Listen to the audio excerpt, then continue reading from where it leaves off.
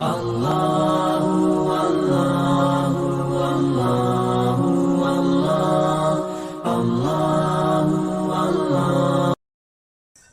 میں خنجر لگا، نماز فجر کی نماز پڑھا تھا، اب ایک دم گرے، وہ چھپا ہوا تھا ابو لولو مجوسی، اس نے 7 وار کیے خنجر کے پیٹ میں، تو اب گرے، تو پہلی صف والوں کو تو پتہ تھا پیچھے نہیں، تو عبد الرحمن بن عوف نے لپک کے آگے مصلی پہ کھڑے ہو کے نماز شروع کر دی، اور چند آدمی اس کو پکڑنے کے لیے بھاگے، پھر اس نے آگے جا کے اپنے آپ کو خنجر مار کے اس نے خودکشی کر لی، اٹھا کر مکان پر لے گئے، دودھ پلایا گیا تو وہ آنتوں سے باہر نکل گیا، کہنے لگے موت کا پیغام آ گیا ہے، تو اپنے بیٹے کو بلایا کہ بیٹا جا کر اماں جان عائشہ سے کہو کہ عمر امیر المومنین نہ کہنا، اب میں امیر المومنین نہیں ہوں، کہنا کہ عمر بن خطاب اپنے دونوں ساتھیوں کے ساتھ قبر کی جگہ چاہتا،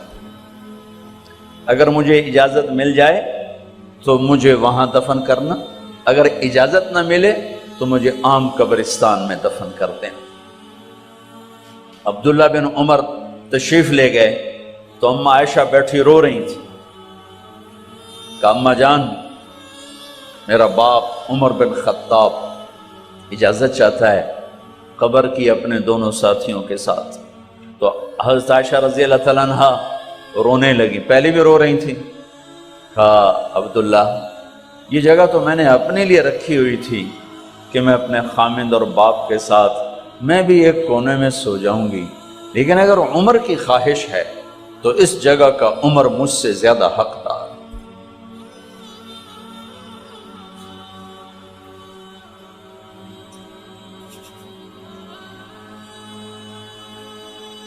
بیٹے نے آ کر کہا ابا جان مبارک ہو، اجازت ہو گئی، کہا بیٹا ہو گئی، لیکن جب میری میت اٹھاؤ تو دروازے پر جا کر رکھنا اور ایک دفعہ دوبارہ پوچھنا، ہو سکتا ہے میرے شرم میں اجازت دی ہو اور میرے مرنے کے بعد انکار فرما دیں، تو ایک دفعہ دوبارہ پوچھنا، اس وقت پہ اجازت ملے تو پھر لے جانا ورنہ واپس لے جانا۔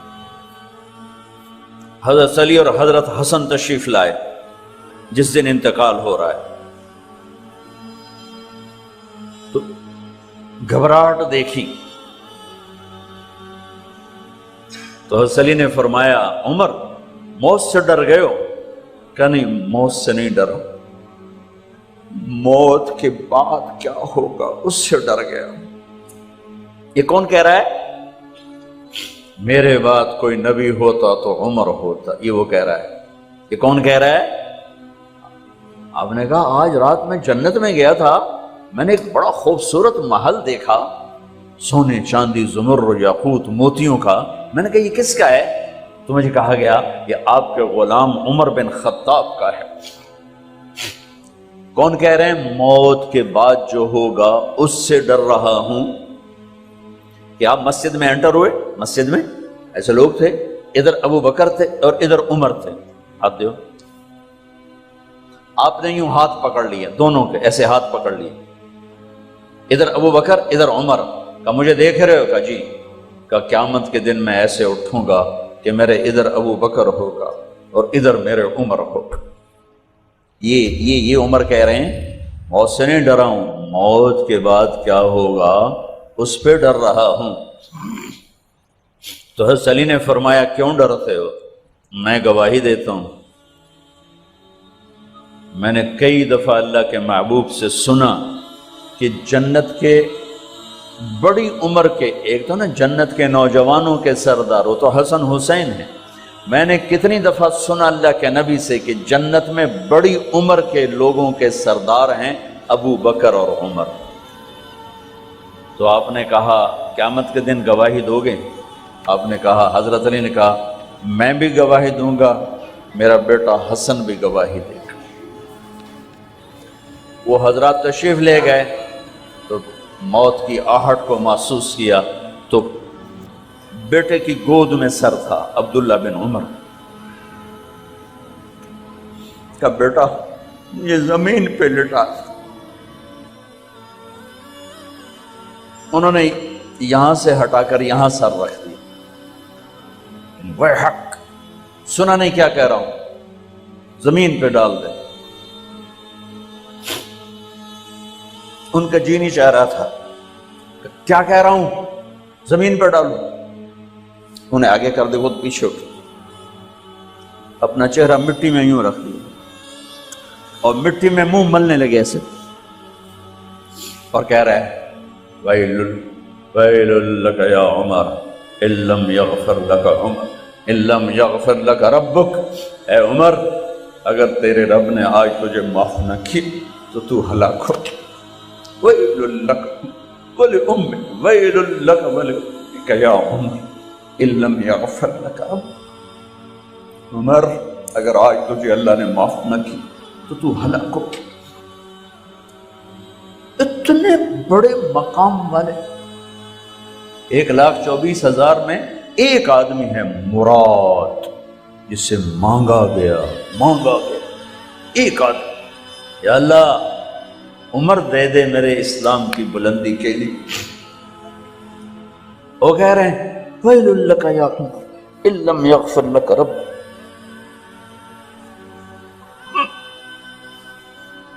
اے عمر, تو برباد ہو گیا اگر تیرے رب نے تجھے معاف نہ کی.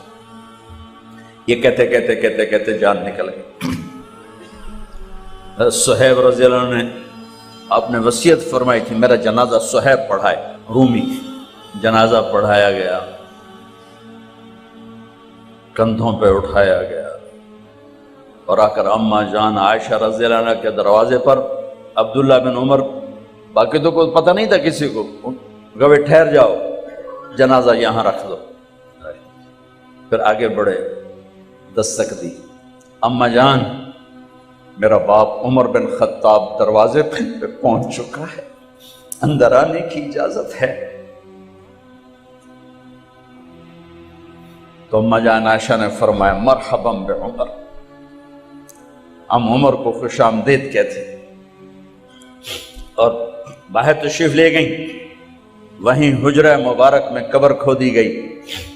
تو عبداللہ بن عباس فرماتے ہیں کہ میرے کندھے پر کسی نے ہاتھ رکھا, تو میں نے یوں پیچھے مڑ کے دیکھا تو جناب امام المتقین حضرت علی کھڑے ہوئے رو رہے تھے اور فرما رہے تھے عمر مجھے پتا تھا تیرے سوا یہاں کوئی نہیں آ سکتا, مجھے پتا تھا یہاں تو ہی آئے گا اور کوئی نہیں آ سکتا, چونکہ میں نے ہزاروں دفعہ سنا خرجت انا و ابو بکر و عمر دخلت انا و ابو بکر و عمر. میں نے ہزاروں دفعہ اپنے نبی کی زبان سے سنا میں اور ابو بکر عمر گئے تھے, میں اور ابو بکر عمر آئے تھے, میں اور ابو بکر عمر اندر گئے تھے, میں اور ابو بکر عمر باہر گئے تھے. میں نے اپنے نبی کے نام کے ساتھ تجھے اور ابو بکر کو اتنا سنا ہے کہ کسی کو نہیں سنا, لہذا مجھے پتا تھا تو اسی جگہ پہ آئے گا, تیری یہی جگہ ہے. میرے بھائی بہنوں, یہ وہ لوگ ہیں جنہوں نے رضی اللہ عنہ کا ٹائٹل جیتا اور پھر روتے روتے مر گئے.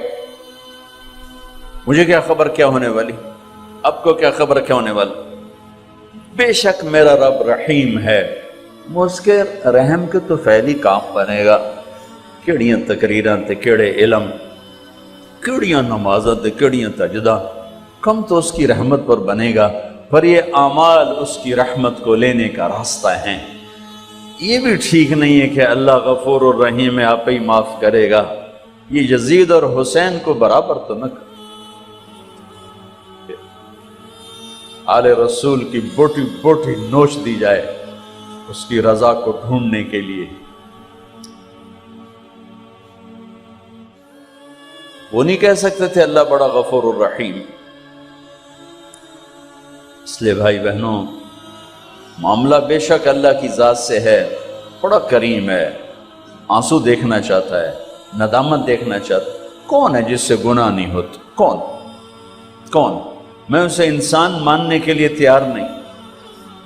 یا تو وہ کوئی فرشتہ ہے یا نبی ہے. نہ نبی آ سکتا ہے نہ ہم فرشتے ہیں. وہ انسان ہی نہیں جس سے خطا نہ ہو. لہٰذا میں اپنے رب کی قدرت پہ قربان جاؤں، رحمت پہ قربان جاؤں کہ اس نے توبہ کے لیے نہ عمر کی قید نہ عدد کی قید. اب تو 60 سال کا ہو گیا ہے، 70 سال کا ہو گیا، اب تیری کوئی توبہ نہیں، آخری سانس میں آ جا قبول ہے. ابھی تیری 100 دفعہ ٹوٹ چکی ہے توبہ، اب 101 دفعہ قبول نہیں، 1 کروڑ دفعہ توڑ کے آ جا قبول ہے.